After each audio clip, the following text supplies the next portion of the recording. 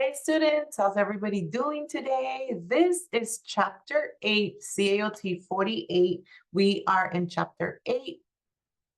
Chapter 8 talks about managing customer service. All together, we're going to learn about customer service. Our objectives for this chapter are to explain the role of management in setting customer service standards, describe the working environment and basic duties for most customer service representative positions. 3, identify reasons companies should train, empower, and reward service professionals, and discuss the qualities with a successful customer service manager should possess. So we've all had managers, right? Like, what kind of qualities do they have? What do we see in them that maybe they can improve, or maybe they're doing really, really well? Setting service standards. Tell workers what is expected of them in both the quality and quantity of their work. From the beginning, we tell them, this is what you need to do. That's always great, right? Basics for selecting, training, evaluating, rewarding, and retaining customer service representatives. If we know what our expectations are, then that's just going to be great because we know exactly what it is that we have to do. Some categories: operations management, service level, customer service quality and productivity, employee satisfaction, customer satisfaction, which is our ultimate goal. These are some service standards, right? Categories that we should possess.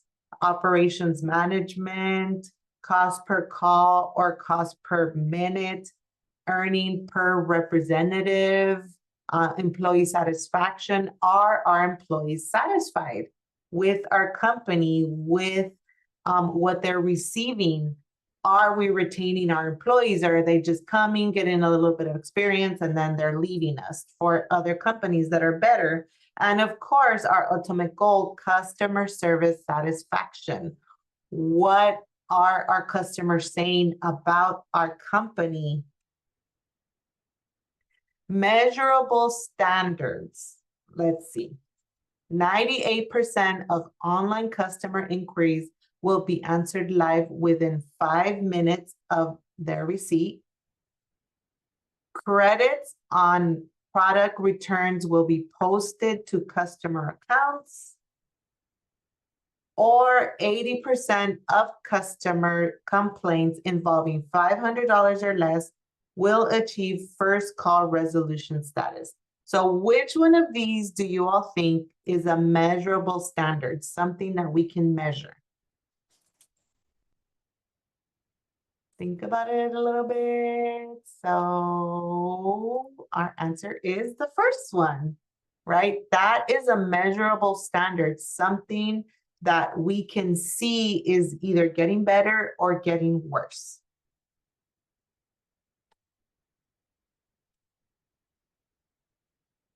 What about the second one? No, the second one is not a measurable standard. We can't measure it. What about the third one? 80% of customer complaints involving $500 or less will achieve first call resolution status. Is that a standard that we would be able to measure?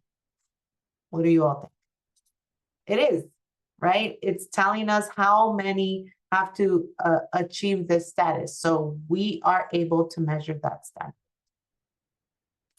So understanding the customer service representative position, we have standards, right? When we have a customer service rep, we want this particular person to be a cut above the rest. Are they better when we're interviewing, right? We are looking for the best possible candidate. Are they courteous and they're smiling, right? They're friendly.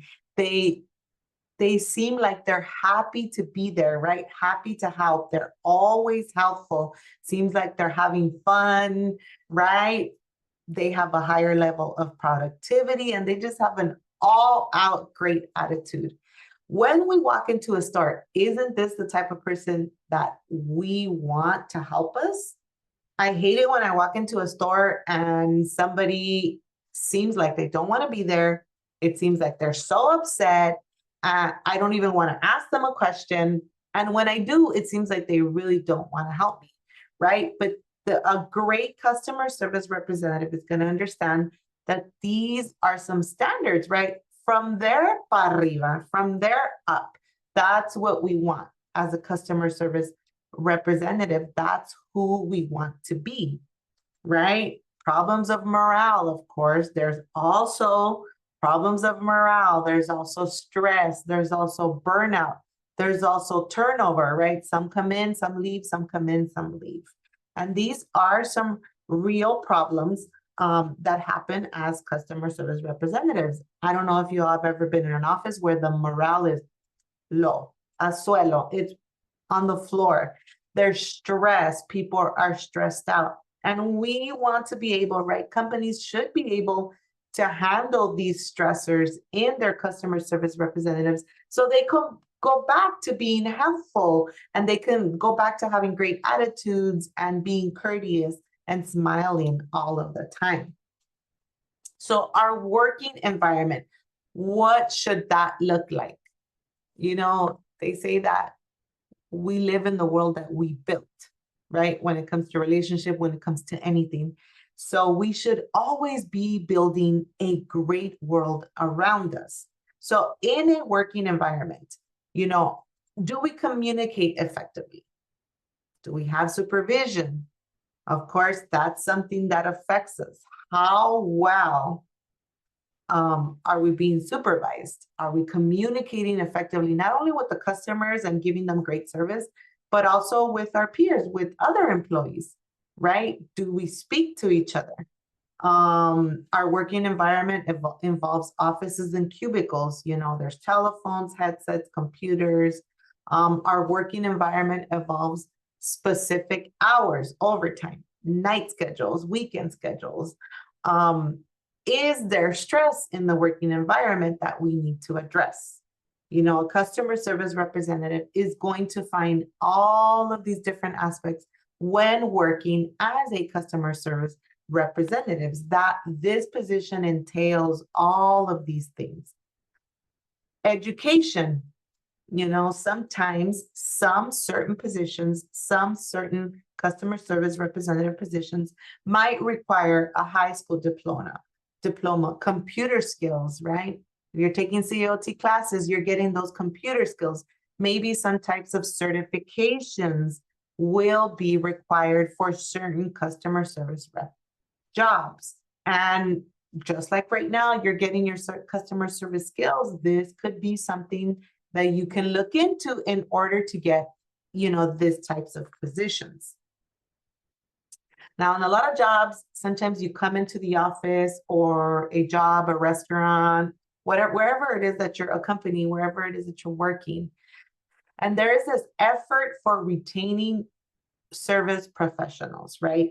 We're training the customer service, right? The applicant comes in, there's training curriculum, there's training methods, they shadow somebody maybe, right? There's also somebody there watching over them while they're getting the hang of the job, right? We also empower customer service representatives. We give them motivational tools. Maybe we give them a little bit of authority, and we reward our customer service representatives. Appreciation goes a long way. I once saw a survey that said that appreciation over any type of gift you could give the person is better appreciated, right? Is better liked by customer service representatives because you feel that your boss or your supervisor is really noticing that you are doing an excellent job. But in some companies, there could be rewarding of customer service representatives, right? Appreciation, recognition, and of course, acknowledgement. Sometimes a little bonus, you know, a little gift card doesn't have. That's always great when you get something like that. Managing a customer service department. We need to motivate our customer service reps. Motivate them to be great. motivate them to want to help, build trust with them, right? As a customer service manager, and we're managing our departments, what kind of relationship do we want to have with our customer service representatives? Remember, they are the ones that are out there on the floor. They are the ones receiving the phone calls. We want to develop the skills in these people. Of course, as managers, be the example, lead through example, do as I say, not as I do, say, no. We have to, they need to do as we do. And we as managers need to set that example for them and just, enhance the spirit of service.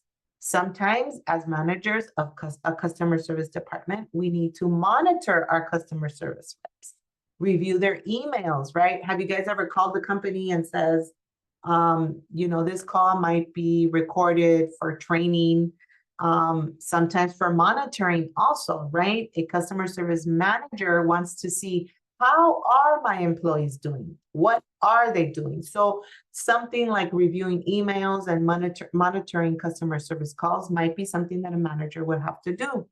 And of course, when you're managing a team, managing customer service representatives, you will have to resolve conflicts. Conflicts are a part of life. We hate conflicts. Nobody wants to be in a conflict. Nobody wants to deal with conflict. Nobody likes conflict. Nobody likes confronting conflicts. But it is a necessary part of life. In our personal relationships, it is a necessary part of life. It is a necessary part of our work environment. Are we resolving issues between the customer service reps?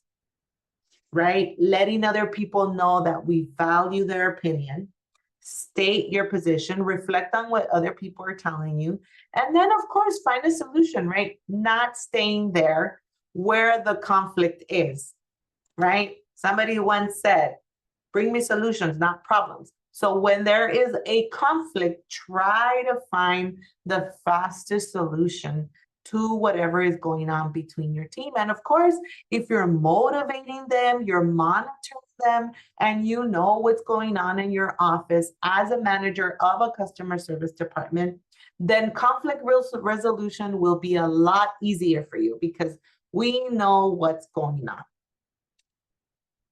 We also need to motivate them, right? We were talking earlier about motivating them, motivating the people that work under our department.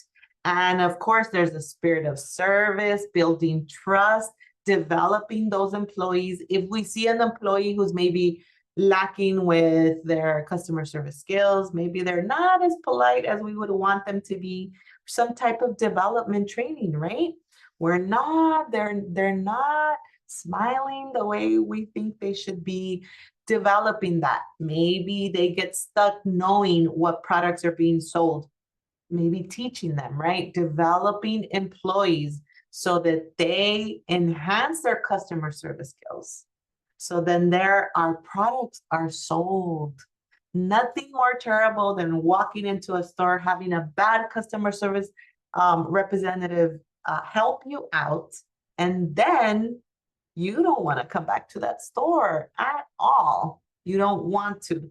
We need to lead by example and, of course, focus on customer service needs. Customer needs. What do our customers want? Are they happy? And all of these things we can teach our customer service representatives to do their best out on the floor, on service calls, right? Out when they're delivering products, out when they're delivering food, and they're coming into contact with the people that are buying our products. So as customer service managers, we need to make sure that our team is a great team, and we are not only supervising them, but we're also building them up. Build the team that you want. Thank you very much, everybody. That was chapter 8.